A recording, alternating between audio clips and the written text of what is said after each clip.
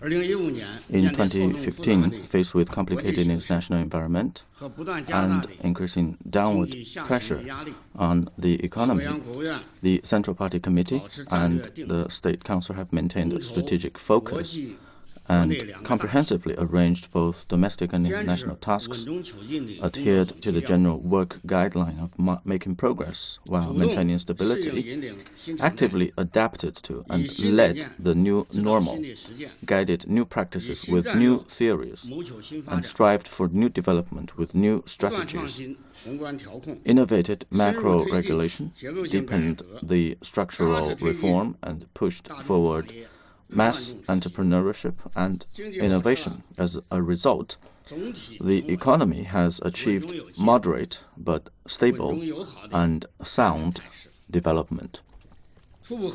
According to the preliminary estimation, the gross domestic product, or GDP, of China was 67,670.8 billion yuan in 2015, an increase of 6.9% at comparable prices. Specifically, the year-on-year growth of the first quarter was 7.0%, the second quarter 7.0%, the third quarter 6.9%, and the fourth quarter 6.8%.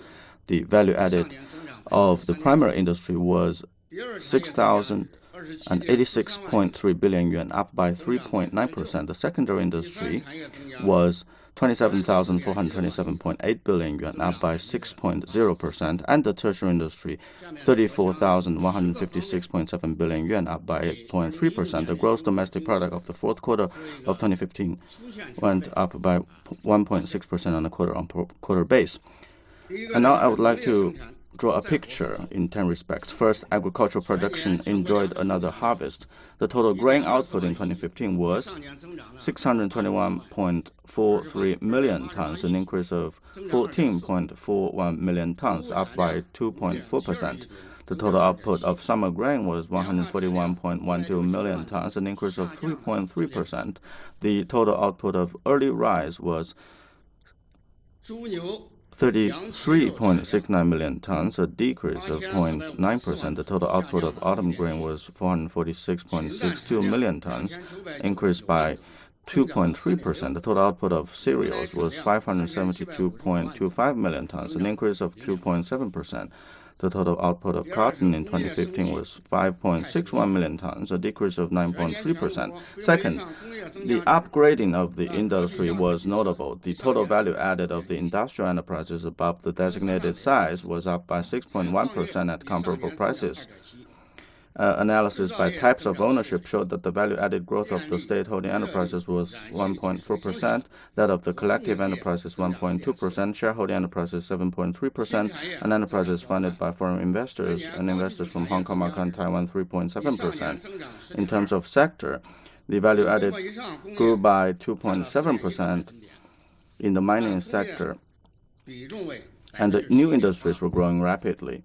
The value added of the new technology industry grew by 10.2%, 4.1 percentage points faster, and the industrial enterprises above the designated size, accounting for 11.8% of industrial enterprises above the designated size, 1.2 percentage points more than last year. Among the new technology industry, the manufacture of aerospace vehicles and equipment grew by 26.2%. Third, the growth of investment in fixed assets slowed down. In 2015, the investment in fixed assets was 55,159.0 billion yuan, a nominal year-on-year growth of 10.0% over last year, or a real growth of 12.0% after deducting price factors, 2.9 percentage points lower than last year in real term. Specifically, the investment by the state-holding enterprises reached 17,893.3 billion yuan, a rise of 10.9%. Private investment reached 35,400.7 billion yuan, up by 10.1%, accounting for 64.2% of the total investment.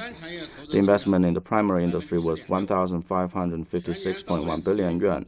The secondary industry, 22,409.0 billion yuan, and the tertiary industry, 31,193.9 billion yuan, an increase of 10.6%. The funds in place for investment in 2015 were 57,378.9 billion yuan, up by 7.7%.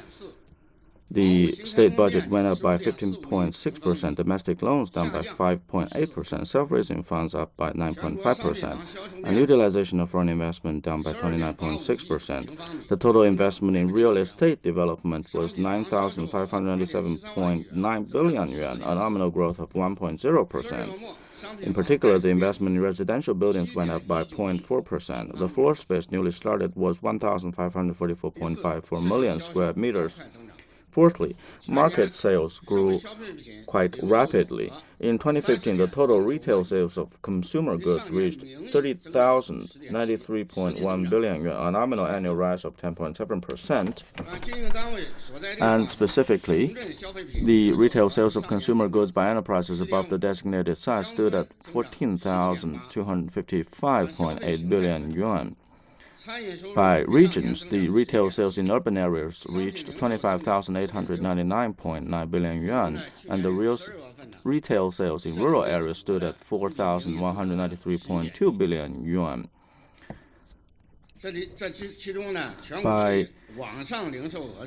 In terms of the online retail sales, it reached 3,877.3 billion yuan. And fifthly, the imports and exports decreased on a year-on-year basis. The total value of imports and exports was 24,584.9 billion yuan, down by 7.0%. The total value of exports was 14,135.7 billion yuan, down by 1.8%. The total value of imports was 10,449.2 billion yuan, down by 13.2%. Sixth, the consumer price increased moderately. The consumer price went up by 1.4% over the last year. Specifically, the price went up by 1.5% in urban areas, 1.3% in rural areas. Seventhly, residents' income increased steadily. The national per capita disposable income of residents was 21,966 yuan, a nominal growth of 8.9% over last year, or a real increase of 7.4% after deducting price factors. In terms of permanent residents, the per capita disposable income of urban households was 31,195 yuan, a nominal growth of 8.2% or a real growth of 6.6% after deducting price factors. That for rural residents was 11,422 yuan, up by 8.9% or 7.5% in real terms. The per capita income of urban households was 2.73 times of the rural households, 0.02 less than last year. The median of the national disposable income was 19,281 yuan, a nominal increase of 9.7%. The Gini coefficient for national income for 2015 was 0.462. The number of rural migrant workers totaled 277.47 million. Eighthly, economic structure was optimized and upgraded. The industrial structure was further optimized. In 2015, the value added of the tertiary industry accounted for 50.5% of GDP, 2.4 percentage points higher than last year, and 10.0 percentage points higher than that of the secondary industry. The structure of domestic demand was further improved. The final consumption expenditure accounted for 66.4% of GDP, 15.4 percentage points higher than last year. The balance of regional structure was strengthened. The value added of industries above the designated size in the central and western regions increased by 7.6% and 7.8% compared with last year, 0.9 percentage point and 1.1 percentage points faster than the eastern region, respectively. Investment in fixed assets in the central region increased by 15.7%, 3.0 percentage points faster than the eastern region. Energy conservation and consumption reduction continue to make new achievements. In 2015, the energy consumption per unit of GDP decreased by 5.6% compared with last year. 9. Money supply maintained a steady growth. By the end of December, the balance of broad money, or M2, was 139.23 trillion yuan, an increase of 13.3 compared with that at the end of last year. The balance of narrow money, or M1, was 40.10 trillion yuan, a rise of 15.2%, and the balance of cash in circulation was 6.32 trillion yuan. 10. Population and employment situation were generally stable.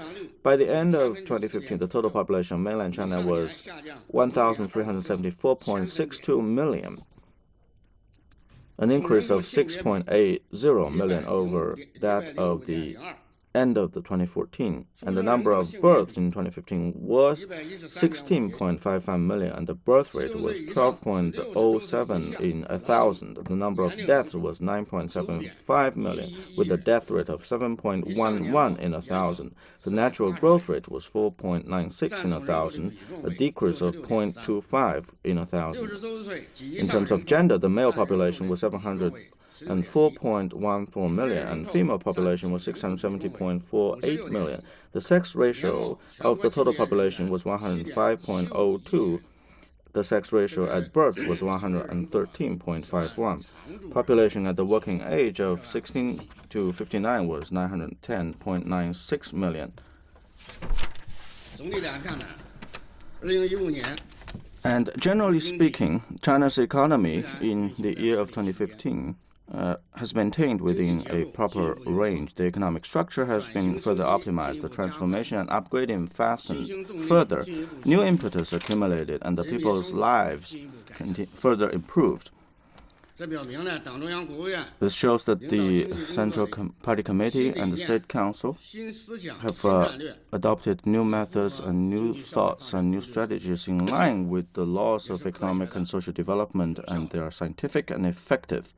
At the same time, we must also see that the international environment remains complex. The domestic restructuring and upgrading is on an uphill stage.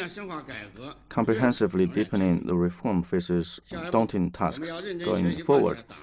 We must carefully study and implement the spirits of the 18th National Congress of the Communist Party of China, the 3rd, 4th, and the 5th plenary sessions of the 18th CPC Central Committee, and the recently concluded Central Economic Work Conference, as well as the decisions and arrangements of the Central Party Committee and the State Council. We must adhere to the guidelines of stable macro policy, precise industrial policy, flexible micro policy, practical reform policy, and solid social policy, and focus on the supply side structural reform so as to promote the national economy to maintain medium to high speed and move to medium to high end with medium to high income.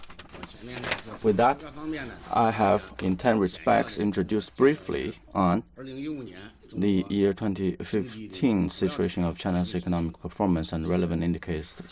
Thank you for your attention.